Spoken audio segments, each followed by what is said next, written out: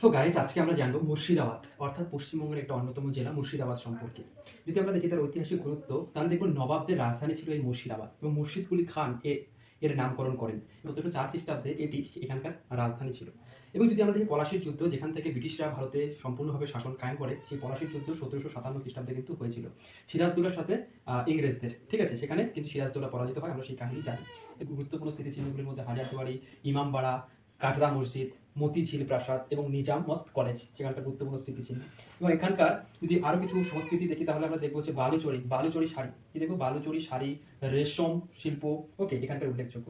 বর্তমানে যদি দেখি ২০১১ জনসংখ্যা যে সেন্সাস বা আদমশুমারিটা যদি দেখি, এখানকার জনসংখ্যা দেখবো প্রায় ৭১.০৪ লক্ষ। এবং সেখানকার মুসলিম পপুলেশনের যদি পার্সেন্টেজ দেখি প্রায় 66% এবং হিন্দু পপুলেশন রয়েছে প্রায় 33%, বাকি অন্যান্যগুলো রয়েছে। এবং সাক্ষরতার হার যদি দেখি, তাহলে দেখো 63.2% এখানকার সাক্ষরতার হার। এবং ২০২৫ সালে তোমরা জানো যে এই মাসে একটা খুব খারাপ একটা পরিস্থিতির শিকার হয়েছে এই মুর্শিদাবাদ জেলাটি, যেখানে ওয়াকফ আইনের বিরুদ্ধে একটা আন্দোলন বের হয় এবং সেই আন্দোলনের মুখে পড়ে প্রায় ৩ জনের মৃত্যু হয়েছে এখনো পর্যন্ত বিভিন্ন জায়গা থেকে যতটা জানা গিয়েছে। এবং সেখানে বহু মানুষ কিন্তু মুর্শিদাবাদ ছেড়ে মালদা, তার পাশে যে জেলা মালদা, সেখানে আশ্রয় নিয়েছে। ঠিক আছে, তো এই ছিল মুর্শিদাবাদ সম্পর্কে কিছু গুরুত্বপূর্ণ বিষয়, যেটা বর্তমান সময়ে মুর্শিদাবাদ একটা সংবাদ মাধ্যমে একটা চর্চার বিষয় হয়ে রয়েছে। তাই তোমার সাথে এই তথ্যগুলো শেয়ার করলাম। কিরকম লাগলো তথ্যগুলো অবশ্যই তোমরা কমেন্ট সেকশনে জানাবে, আর এরকম ভিডিও পেতে অবশ্যই চ্যানেলটিকে সাবস্ক্রাইব করে বেল বাটনে ক্লিক করে রাখবে। Thank you.